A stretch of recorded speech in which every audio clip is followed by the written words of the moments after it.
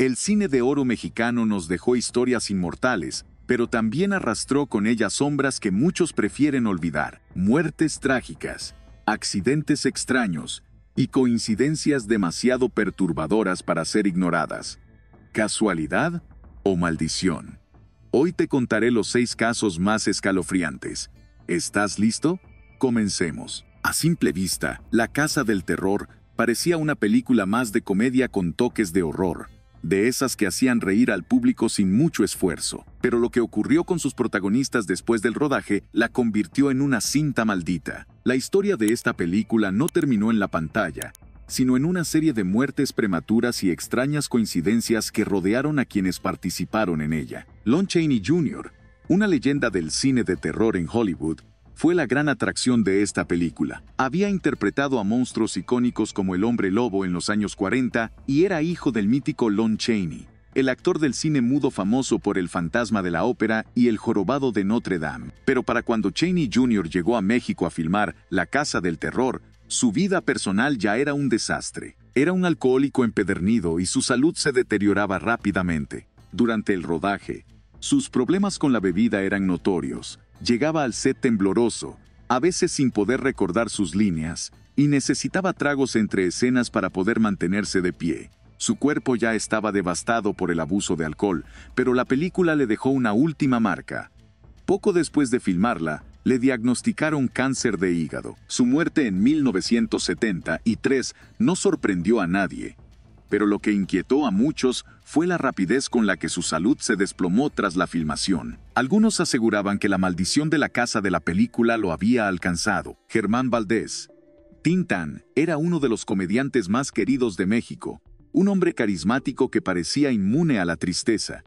Sin embargo, su final fue cualquier cosa menos risueño. Después de La Casa del Terror, su salud comenzó a deteriorarse de manera acelerada. Durante años había sido un hombre robusto y enérgico, pero enfermedades como la diabetes y la cirrosis fueron consumiéndolo lentamente. Lo más inquietante es que algunos amigos cercanos aseguran que Tintán siempre sintió algo raro en aquella filmación. Decía que el ambiente en la casa donde grabaron era extraño, que había sombras en los rincones y que en algunas tomas las luces fallaban sin explicación. Aseguraba haber visto objetos moverse solos y en más de una ocasión interrumpieron la filmación porque se escuchaban ruidos inexplicables en los cuartos vacíos. Para 1973, Tintán estaba prácticamente retirado, enfermo y con dificultades económicas. Murió en junio de ese año a causa de una insuficiencia hepática, sumándose a la lista de estrellas de la película que encontraron un final prematuro. Aquí es donde la historia se pone realmente inquietante.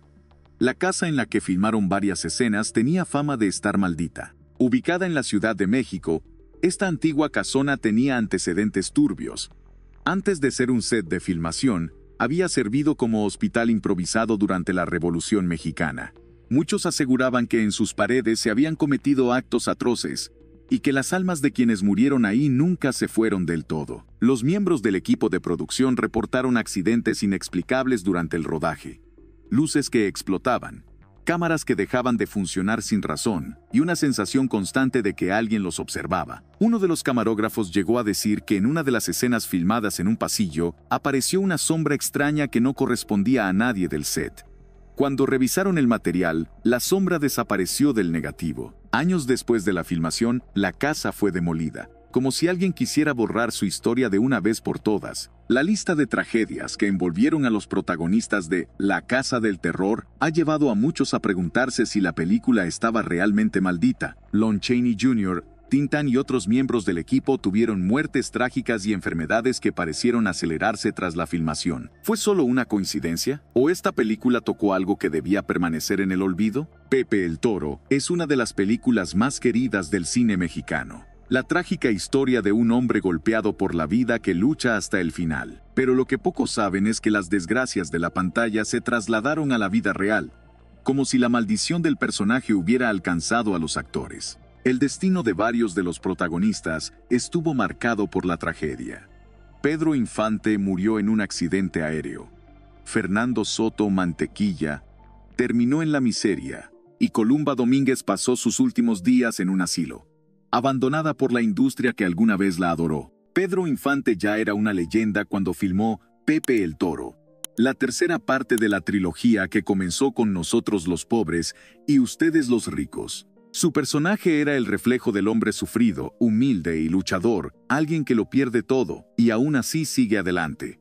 Pero, ¿y si la historia no era solo ficción? En la película Pepe el Toro sufre una de las peores tragedias que un padre puede enfrentar.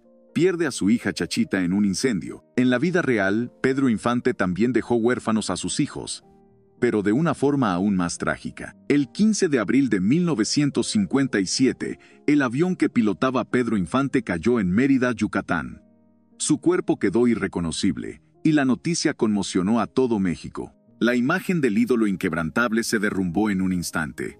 Lo más perturbador es que, en Pepe el Toro, su personaje vive con el fantasma de la muerte a su alrededor, una metáfora inquietante de lo que ocurriría en su propia vida. Algunos aseguran que Pedro Infante sentía que su destino ya estaba escrito, pues en varias entrevistas mencionó que tenía miedo de morir joven, como si presentía que su tiempo se agotaba. Si hubo alguien inseparable en la vida y en la pantalla de Pedro Infante, fue Fernando Soto Mantequilla. Juntos compartieron risas y lágrimas en la trilogía de Pepe el Toro, pero en la vida real su final fue muy distinto. Mantequilla era el amigo fiel, el compadre bromista que siempre tenía una palabra de aliento, pero fuera del cine, su destino fue amargo. A pesar de haber participado en más de 200 películas, terminó sumido en la pobreza. Con la llegada de la televisión, su carrera se apagó. Los papeles dejaron de llegar y el dinero se esfumó. Murió prácticamente en el olvido, sin los reflectores que alguna vez iluminaron su rostro. Algunos dicen que, al igual que Pepe el Toro, se quedó sin nada al final de su vida, como si la maldición de la película también lo hubiera alcanzado. Columba Domínguez fue una de las grandes bellezas del cine mexicano. Dueña de una presencia hipnótica, trabajó con los más grandes de la época de oro, incluyendo a Emilio el Indio Fernández, quien fue su pareja y mentor. En Pepe el Toro, su papel no fue el más grande, pero sí suficiente para que su destino se cruzara con la supuesta maldición de la película. Después de brillar en la pantalla, su vida personal se convirtió en un drama tan intenso como cualquier guión de cine. Tras separarse de El Indio Fernández, su carrera comenzó a desmoronarse. Fue perdiendo papeles, su imagen quedó en el pasado y poco a poco fue quedando en el olvido. Sus últimos años los pasó en un asilo, prácticamente abandonada, sobreviviendo de recuerdos de una época dorada que nunca volvió. Murió en 2014, sin la gloria ni el reconocimiento que alguna vez tuvo.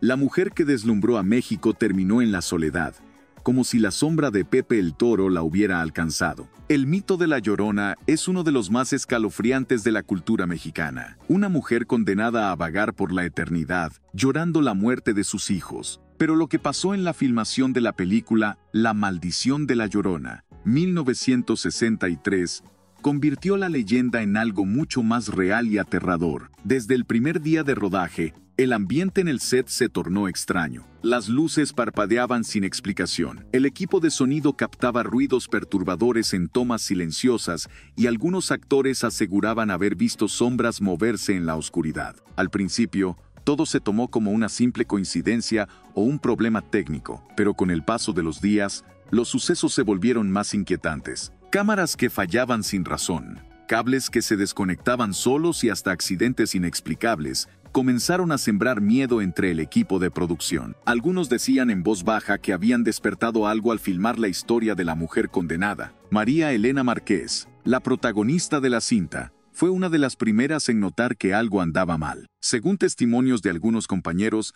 la actriz confesó en más de una ocasión que sentía que alguien la observaba, incluso cuando estaba sola en su camerino. Durante una de las escenas más intensas de la película, en la que su personaje enfrenta a La Llorona, se dice que el aire del set se tornó helado de golpe, a pesar de que no había ventanas abiertas ni ventiladores encendidos. La incomodidad se volvió miedo cuando varios miembros del equipo reportaron haber visto a una mujer vestida de blanco caminando por el foro, pero al revisar no había nadie. La superstición entre los trabajadores del cine no es rara, y en ese momento muchos comenzaron a preguntarse si estaban tocando un tema que no debían. Los problemas en la filmación no se quedaron en simples sustos. Durante la producción, Un técnico de iluminación cayó inexplicablemente desde una plataforma, sufriendo heridas graves que lo dejaron hospitalizado por meses. Un asistente de dirección también tuvo un accidente automovilístico cuando iba camino al rodaje. Lo más espeluznante ocurrió años después. María Elena Márquez, quien interpretó a la protagonista, enfermó de manera fulminante. Fue diagnosticada con un cáncer que avanzó de forma agresiva, llevándola a la muerte en 2008. Para muchos, la muerte de la actriz fue una simple coincidencia, pero otros aseguran que fue una consecuencia de haber filmado una historia basada en un mito maldito. No es la única película de La Llorona que ha estado rodeada de desgracias. A lo largo de los años, otras producciones sobre el mismo mito han estado marcadas por accidentes, tragedias y sucesos inexplicables. Dirigida por Luis Buñuel, Los Olvidados es una de las películas más crudas y controversiales del cine mexicano. No era la típica historia de la época de oro con galanes impecables y finales felices. Era un retrato brutal de la miseria en los barrios marginales de la Ciudad de México, donde la violencia, la pobreza y la desesperanza eran el pan de cada día. Cuando se estrenó en 1950, el público mexicano la rechazó con indignación. La prensa y los espectadores la calificaron de insultante, asegurando que retrataba a México de la peor manera posible. El escándalo fue tal que la película estuvo a punto de ser censurada. Pero cuando se presentó en el Festival de Cannes, el mundo la reconoció como una obra maestra y Buñuel ganó el premio a Mejor Dirección. La película fue reivindicada, pero el destino de sus actores quedó marcado por la tragedia. Varios de los jóvenes actores de Los Olvidados sufrieron destinos tan oscuros como los personajes que interpretaron. Alfonso Mejía, quien dio vida a Pedro, el niño de buen corazón atrapado en un ambiente de violencia, tuvo un declive profesional y personal. Aunque intentó seguir actuando, nunca pudo desprenderse del papel que lo hizo famoso. Con el tiempo, desapareció del medio y pasó por crisis económicas y de salud, terminando sus días alejado de los reflectores. Pero el caso más espeluznante fue el de Roberto Cobo, el actor que interpretó al despiadado Jaibo, el líder de la pandilla que sembraba el terror en la película. Su actuación fue tan impactante que lo convirtió en uno de los villanos más memorables del cine mexicano. Sin embargo, en la vida real, su carrera se desmoronó. Después de Los Olvidados, Cobo trabajó en algunas películas más, pero nunca logró quitarse la sombra del Jaibo. Su personaje lo persiguió hasta la vejez, murió enfermo y en el olvido, con graves problemas económicos y de salud, como si la misma película lo hubiera condenado a compartir el destino de su personaje. Pero no solo los actores sufrieron. La película en sí parecía estar marcada por la desgracia. Se dice que durante el rodaje ocurrieron varios accidentes inexplicables. Se reportaron fallas en el equipo, escenas que debían repetirse sin razón aparente y momentos de tensión extrema entre los actores y el director. Uno de los hechos más inquietantes ocurrió durante la filmación de la escena final, cuando el cadáver de Pedro es arrojado a un basurero. Varios miembros del equipo aseguraron que sentían un ambiente denso, pesado, como si algo o alguien los estuviera observando. Algunos supersticiosos decían que la película había despertado fuerzas oscuras por la crudeza de su historia. Años después, cuando se revisaron las locaciones donde se filmó la película, se descubrió que algunos de esos barrios seguían sumidos en la violencia y la miseria. Era como si el mensaje de la película se hubiera convertido en una profecía, mostrando que, para muchos niños en México, la historia de Pedro y el Jaibo nunca terminó. Cuando se habla de la primera gran película del cine de oro mexicano, muchos piensan en títulos de los años 40, pero en realidad, Santa, 1932,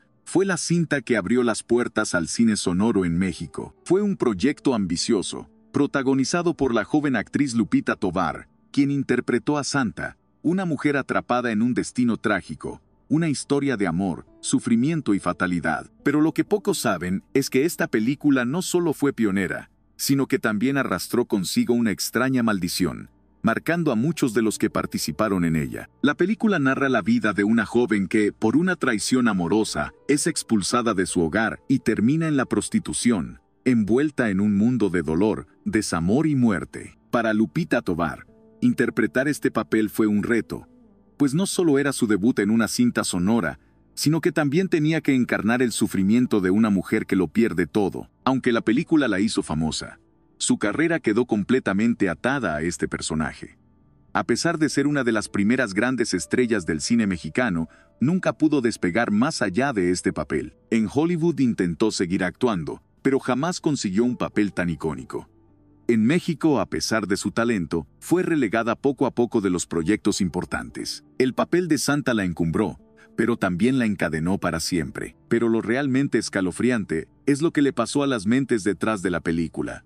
Varios de los involucrados en la producción tuvieron destinos trágicos, como si la historia de Santa no hubiera terminado con el rodaje. Carlos Noriega Hope, el escritor de la novela en la que se basó la película, murió en 1934.